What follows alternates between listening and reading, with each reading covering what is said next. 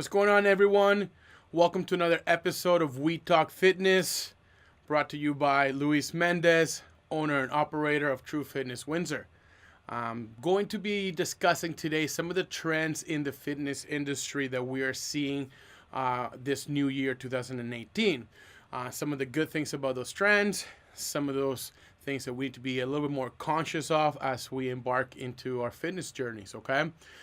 Obviously, the intent of this show here is for myself to expose you to some of the information, knowledge, and things that I have learned throughout my time in the fitness industry.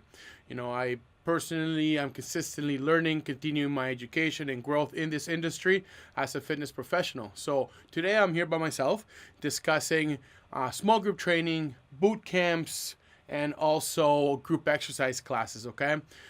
This is a big trend in our industry that a lot of people take advantage in doing because it provides people with a lot of different type of benefits. Motivation, accountability, basically a scheduled time for you to go in and jump into a workout with a group of people that can be very motivating, can be competitive, can be challenging, and whatnot, right?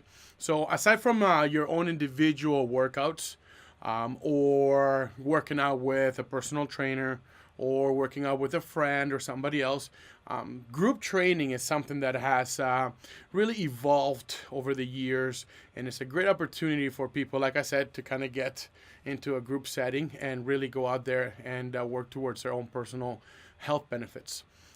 However, there are some things to keep in mind when getting out there and joining a group.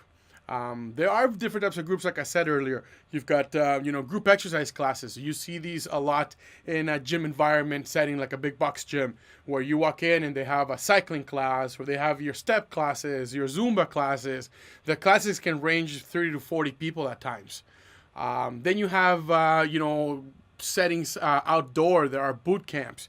These boot camps, you'll find yourself out there running at parks, doing hills, doing small distance runs in a group setting as well, and it can be very fun and energetic because now you're getting out of that gym kind of environment. You also have small group training, which is what we specialize in, which is kind of like semi-private training. You have a smaller group, 6, 5, up to 8 people. Okay. There's some really good benefits to that one as well. And then you got your CrossFit environments where it's a level where you're still in a box gym style, where you are in a group of anywhere 6, 8, up to a dozen people, sometimes even more, depending on their business model, where you're doing high intensity training, Olympic lifts, in a repeated fast amount of time period. So you have many different kinds of settings that you can get involved in. However, some of the things that we need to keep in mind before we put ourselves in this type of environment is understanding what our physical fitness is at. What state are we in? Are we new to fitness? Are we been out of fitness for a while? Are we coming back from an injury? Have we been working out consecutively for years now, and we want to try something different? So all these things factor, okay? So some of the do's, okay, that we want to make sure, because we want to stay positive with this opportunity. Some of the do's is to make sure that the environment that you're getting into works well within your schedule. Okay, so scheduling is really, really important. Okay, if you're gonna get into a time period that you're rushing after work, or you gotta go home and go back to these groups, the likelihood that sometimes of having things come up that it's not gonna get you there and not showing up to the session, it's not maybe ideal. Okay, so scheduling is really, really important. Looking at when these classes are going to benefit you the most is ideal. A lot of these classes sometimes go at 6 in the morning, 7 in the morning, really, really early in the day. In my opinion, those are the best times for anybody to get involved because you really don't let, post work or post responsibility after work kind of get in the way. Okay. Sometimes we're humans, right? We get a little demotivated, and if we wait till 4:30, 5:30, 6:30 to go to one of these classes, we might not feel like doing it. Okay. So another thing that we want to make sure that we are considering when joining some of these classes is the programming behind them. Okay. In basically my experience, one of the things that I see happening a lot in the larger group setting environments is there's a lack of programming catered to individual people. Okay, sometimes you have a high. So, for example, the group exercise environment. Okay, that is a very generic. Okay, style of programming involved. Okay, there are some big companies in the city and across Canada that have group exercise classes included in their membership base. And these group exercise classes are great. Yeah, they're very beneficial. You're out there burning calories, sweating, and basically doing different types of programming. Some of them, like I said, are dance classes. Some of them are strength training. Some of them are kind of high intensity interval training. But the issue that I find a lot of the times with these classes is the fact that they're very generalized, and the individual teaching it is one instructor. They're not necessarily a personal trainer. They're an instructor that, yes, respectfully so, have taken a little bit of a certification and have taken a lot of videos and have gotten themselves really prepared to execute the workout that is being told to them to do, right? However, like I said, it's very generalized, and what I've seen over the years with that type of workout is that there's a lot of bad form, bad technique going on with the group exercise. Because you have an instructor on the stage, and there's 20, 30 people sometimes on the floor. That instructor, for most of the time, does not leave the stage. So there's a big disconnect between the instructor being able to go into that form setting and point out a anatomical positioning that you may be incorrectly in and correct it. At times, the instructors can be very new and therefore aren't aware enough to be able to cue and properly get somebody to correct the form in a big audience field, okay? Yes, benefits to the class. You're getting out there, you're burning some calories. If you have no injuries, previous injuries, if you do have a pretty good baseline of fitness and you're pretty good aware of your body, probably a pretty good scenario for you to attend. Can also be very cost effective depending on the environment. Your generalized membership is going to allow you to attend those classes. However, they're not for everybody, okay? So if you have a previous injury, if you're new to exercise, that might not be the class for you to be taking, okay? You might need something more individualized, something more personalized, or in a smaller environment, group setting that is going to, get you some of those specific modifications in the movements that you might require.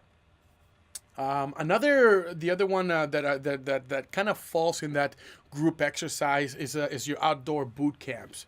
Your outdoor boot camps most of the time is being instructed by a personal trainer, somebody who's had some type of experience. Most of the time, these are freelance style of personal trainers. They have their own little business, and sometimes they go to people's houses. They do a lot of outdoor style of workouts. Respect for them, great job in being part of ambassadors in our fitness industry. However, once again, some of the issues that I personally have with this style of bootcamp is that it's very specific to certain people, okay? And some of these people are people who are into that intermediate, high-end exercisers. Are there boot camps out there that might be more introductory, more beginning? Yes. You just have to make sure that you're getting yourself involved into one of those style of boot camps where you're outdoor, you're doing a lot of core bracing exercises, planking, beginner style of movements that can be challenging through a circuit style of setup, okay? But you got to be careful, because what happens a lot of the times in these outdoor style of boot camp classes is you have a lot of advanced style of movements, such as sledgehammering, carrying bags, doing kettlebell swings, putting your body in a state where you can get worn out pretty soon, pretty quickly, and your technique might even further along get worsened, okay? So boot camps, great as well for people to get involved in. Just have to be objective of who's teaching it, who's coaching it, what the program is, and if it's the right programming for you. A lot of the times, personal trainers be like, yeah, come on in. I will make sure to give you specific movements if you're falling behind, or if that movement is not hard. And they rightfully can do that, but we sometimes, as the participant in the class, will feel like we want to do more and push the limit and push the envelope a little bit harder, just because of the setting that we've gotten ourselves into.